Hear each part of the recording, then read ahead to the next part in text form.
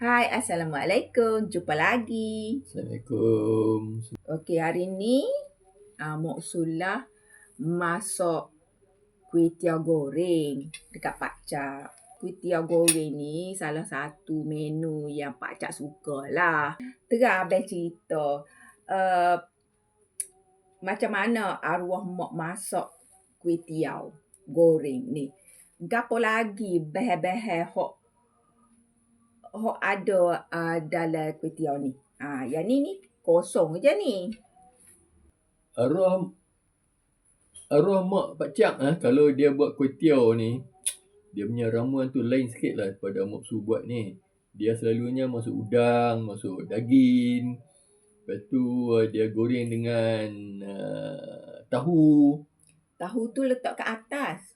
Letak tahu kat atas. Lepas tu bila dia goreng tu, nak makan tu dia tabuk kacang tumbuk. Kacang tumbuk. Lepas Kacang tumbuk.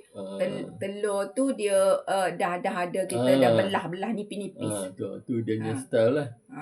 Style dia. Orang utara punya style lah kuih tiaw lah. Lepas tu Pak Cak ni, kuih tiaw ni memang kegemaran Pak Cak lah. Rumah kami ni setiap besuk ni seminggu tu mesti sekali lah. Seminggu sekali. Paling kurang sekali masak. Mesti ada kuih tiaw lah. Sebab Pak Cak ni tak suka makan kat luar lah.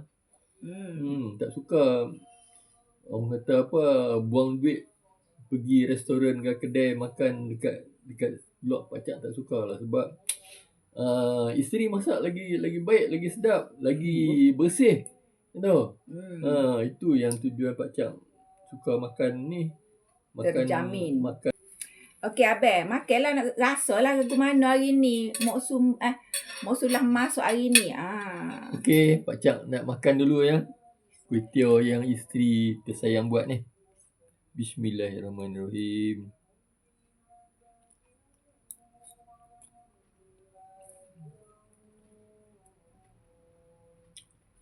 Sedap. Okey, ni limau Pak Cak suka letak limau, cili jeruk kalau ada.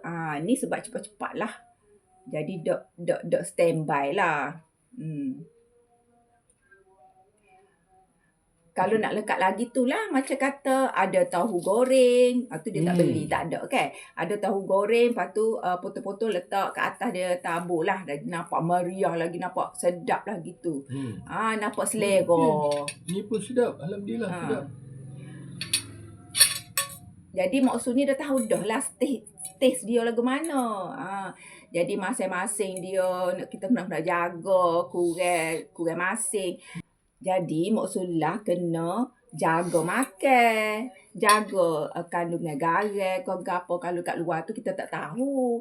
Dia mau bubuh banyak mana. Kita kalau nak bubuh sos-sos ke apa, kita bubuh ikut pada-pada je untuk seimbang lah rasa dia. Sebab tu Mak suka masak sendiri. Masak sendiri ni yang pertama boleh jimat duit. Yang kedua makan puas. Yang ketiga pula kita tahu taste suami nak makan gapo. Kalau kadang-kadang kalau pergi luar tu hak dia suka tu tak ada. Jadi nak kena cari pula kedai-kedai jauh lah. Gitu. Gapo lagi makanan kegemaran abang? Cuba ya. Pak Cak ni suka makan laksa. Lagi? Laksa utara lah, bukan laksa Siam ke laksa apa, laksa utara lah. Okay, lagi bihun goreng. Lagi? Mi goreng. Dan laksam. Setiap orang tu ada kelebihan masak masing-masing ya. Kalau Mak Su ni Pak Cak suka masak gapo abang? Laksam lah. Pak Cak suka makan laksam. Laksam bukan beli kat kedai. Mak Su punya laksam. Sedap. Okey, untuk mengetahui lebih banyak lagi kisah-kisah dan cerita-cerita daripada kami, follow rapat-rapat dan boleh bertanya di ruangan komen. Okey, bye. Assalamualaikum. Mari jemput makan.